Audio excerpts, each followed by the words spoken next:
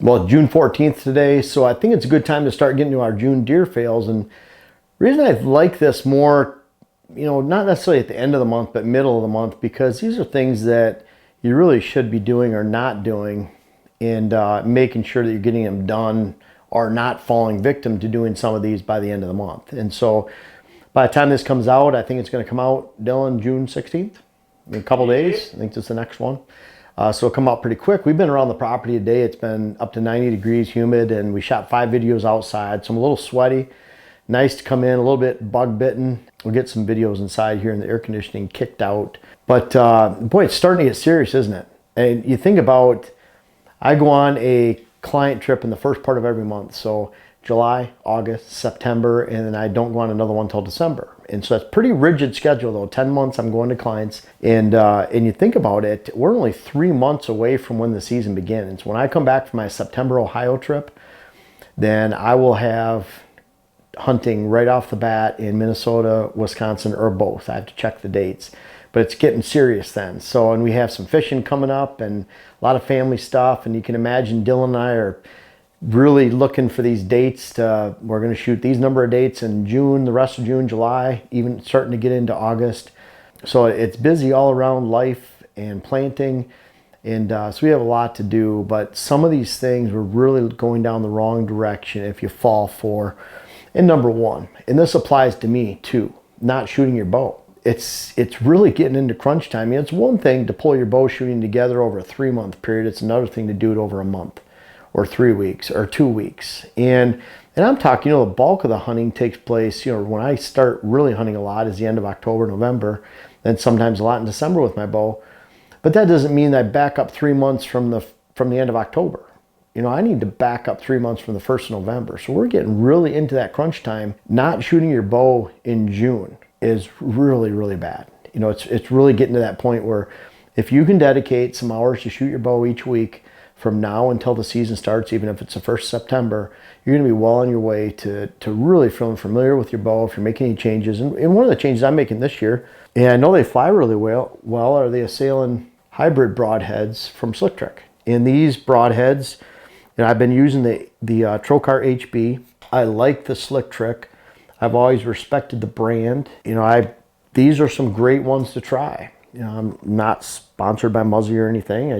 I liked using them, and these look like some cool ones too. And I like how long they are, aerodynamic. They have a smaller chisel head.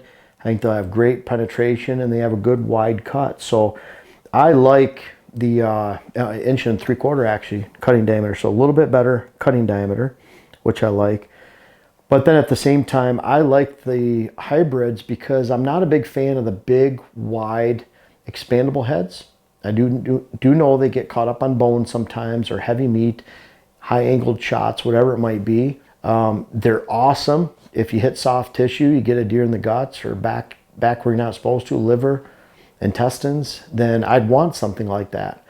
Now at the same time, the flight characteristics of the small heads and the penetration of those smaller heads, small fixed blade heads, I'm thinking of like a Montec G5 type head, those little ones I've used back in the day as a TrueFire T1, even the Slick Tricks, those little cutting diameter heads.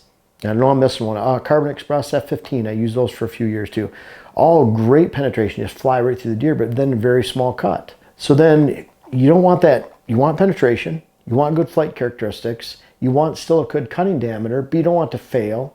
And you don't want it to be such a big head that it's grabbing a bunch of meat and bone on the way through and slowing it down. So I like these hybrids. And that's what I use the Trocar, the Muzzy HB Trocar for a long, quite a few years. And I think these are going to be outstanding right here. So I already have a few boxes of them to try out, but I need to shoot them.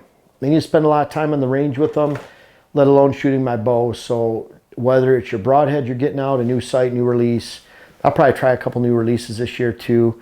Always playing around with different releases, but bottom line is time to shoot your bow. Don't wait. Time's running out to really feel comfortable going into the season. Number 2, and this is a really critical one. It's crazy the bucks that we've seen at the end of June versus the beginning of June. We have one that we're watching right now, and we don't see a lot of our mature bucks that are here in the fall, during the summer. That's a good thing. But It's crazy the amount of growth they put on in June. So it's very easy to get excited the end of June over a buck that's already a giant and it already looks really good. You can even identify them.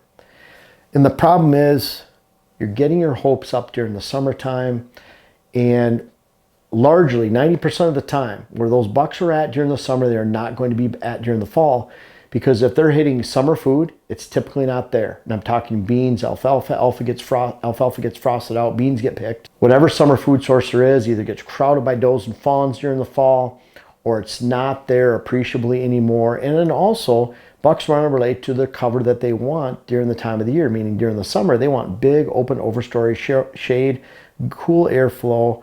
They can't crash their velvet antlers through the cover that they prefer in the fall. That's why they lived a lot of times a mile and a half apart. And that's why if you're getting overly excited about the bucks you're seeing in June right now, a giant failure is just to take it at face value and say those bucks are going to be around during the fall. Instead, make sure you're always hunting fall habitat and fall hotspots. And that's number 3. Big failure is not scouting during the summer where you expect bucks to be during the fall.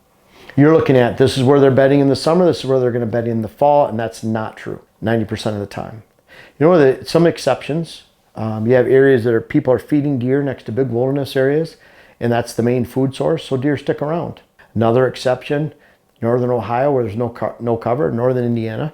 So even if it's poor quality cover, open, mature hardwoods that they prefer to be in the summer, they might still be there during the fall because they don't have a choice. They really don't have anywhere else to go. So make sure you're scouting fall cover. Look for historical buck sign, not rubs that are on little wisp and willows of bucks just getting out of their velvet and they're hitting that small stuff. It's almost like an itch they're scratching. They're getting rid of it.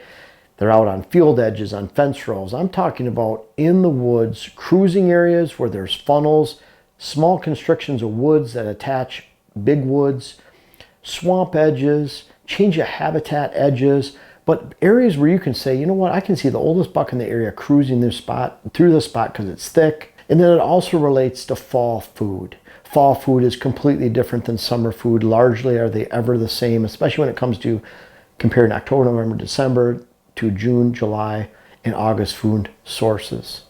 That's why September is a pivot month. That's why you should never take a census of what's going on and say, you know what, my deer herd's doing great, because September is a time where your deer herd either gets better or it gets worse. Usually it rarely ever, very rarely, just a few percentage points of the time ever stays the same. And that's why you take a census late October, November, not September, because things are changing in the deer woods. And if you're counting on those summer hot spots to produce in the fall, you're really going down a rabbit hole of misinformation and poor results. You need to understand what a fall spot looks like. Look for those old rubs, historical sign, areas you can tell where they're scraping, areas where you can imagine a buck traveling through in the fall and winter months, even with a lot of pressure. And that's a big failure a lot of people make, because they're just not following that little tip, and they're relying too much on face value that a buck in June or July and August is going to be in that exact same spot in the fall. Number 4, waiting on mock scrapes. June is an exceptional time to put out mock scrapes. I'm not saying it doesn't work in July and August, even September, but this is a time where you can start to identify bucks from last year. You can start to identify bucks. By the end of June, you should be able to tell which bucks are there, what bucks you're looking at. So a great time to put out mock scrapes. Again, we have over 50 mock scrape videos in our playlist on YouTube on this channel. So make sure you check those out on how and why, where. We have more strategies than you can imagine, certainly how to set them up very easily. And that leads me to number 5, using scent on mock scrapes. You should be making sure you're putting some out in June. It's a great time to get your cameras back out in the woods, start to identify bucks. Make sure you're covering up those mic holes to not let ants come into the camera. Make sure you're ant proofing your trail cameras. But if you're applying some type of scent, urine, preorbital gland scent on your mock scrapes, you're really missing the boat, because you don't have to use scent. We've proven that thousands of times over. We use bucks hitting our mock scrapes in almost every video we have, because we love the behavior, but none of the bucks you see hitting these mock scrapes, or none of our mock scrapes in any state, have ever been doctored with any type of commercial scent. Also, we're using natural licking branches. We're using vines, jack pine branches, white oak branches, aspen, hemlock, anything that a buck regularly rubs in your area is a great stick to use as a vertical licking branch. Vertical licking branch should be 6, 7, 8 feet long. They should be 3/4 inch to 1 inch in diameter. They should hang from about belly high. They should hang over a flat surface, and they should be right in the middle of the deer trail. And they should be in front of every tree stand, no more, no less. They should also have a location that you should have a camera on. Dylan, we figured out, was it 50 cents a rope? Yeah, around there. About 50 cents a rope, we figured, if you're using parachute cord, that we used on average to attach it. 50 cents, that's it. No commercial sense, no ropes, fake anything when it comes to ropes are more a gimmick. I've even people seen use such a gimmick they've even used trail marking ribbon. Well, that's pretty cool if you can get one buck out of every 100 to pass through to actually sniff it. Same with the ropes, it's a real low percentage, but try using something natural to get your potential for how many bucks that go by are going to use it. And when you apply scent on that, you're only diluting the natural goodness that's there by a couple dozen deer that have already left their scent on that branch. Big failure if you're using scent on your mock scrapes, let alone not getting them out in June. Number 6, neglecting your switchgrass. It's a time where I'm mowing a lot this week. I'm mowing some next week, but I'm gauging the weeds on new switchgrass, and there's always weeds that come. It doesn't stay clean no matter how many times you spray chemicals for how long. It's still going to have weeds in it. And what you're watching for at this time of year is, I don't mind weeds in the plot, because when those weeds grow up and you eventually kill them and they're going through the life cycle, then that switchgrass is more exposed. And I believe the further you get into, think about switchgrass, and I'm talking new switchgrass and old, but you're watching, as soon as that switchgrass looks like it's getting shaded out, for more than, even if it's sunny for an hour, that's not enough. 2 hours, 3 hours, 4 hours. If you're only getting an hour of sunlight on that switch, it's not enough. And when it gets shaded out completely, it takes about a month to die. But look at the switchgrass growth in June. It might be 2, 3 inches high by the end of June. It might be 7, 8 inches high by the end of July. And it's all the way up here by the end of August. It really takes off the end of July. So I'm looking at, the closer you get to that time frame, you're allowing those weeds grow, not enough to shade out the switchgrass. When you start to see that happen, you can almost baby it. Then you mow it. We mow it down to about 5 inches, 6 inches high. And we're trying to get it into that time frame where you get it into the end of July. So if we mow right now, we might mow one more time the end of July if we have a weed problem. But if that switch starts to overtake the weeds, then we just let it go. Once you see that point, we've mowed switch already this year with weeds, some as early as 3 to 4 weeks ago. And once that switch gets above that weed, then we stop mowing. If we see those weeds start to overtake the switch, then we mow.